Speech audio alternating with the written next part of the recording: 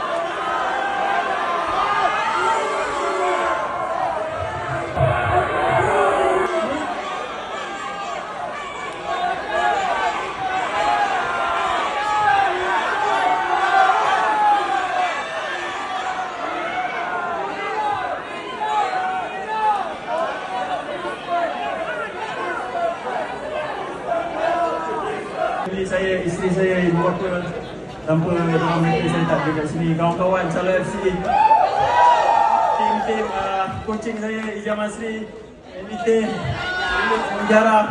Thank you so much. Dan ada satu soalan cemumas daripada CEO Fury. Soalan seterusnya seperti biasa. Siapakah? As for now, aku rasa aku nak rest sekejap, nak enjoy the moment. Kan, untuk tolak siapa-siapa tu aku serahkan kepada CEO kita. Dia yang lebih berhak. Jadi adakah bererti ada lagi perlawanan selepas ini yang akan anda ikuti?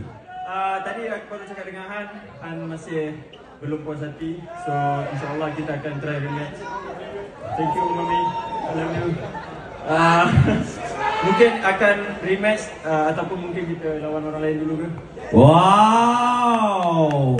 Kita berikan satu tepukan make some noise buat Iqbal Amri, guys!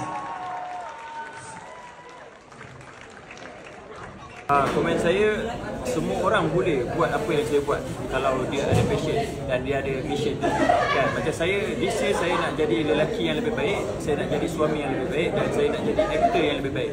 So ini dah langkah-langkah saya untuk menjadi seorang lelaki yang lebih baik.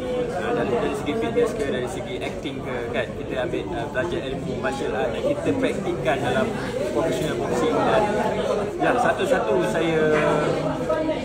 saya nak buktikan yang saya bukan main-main dalam passion ni.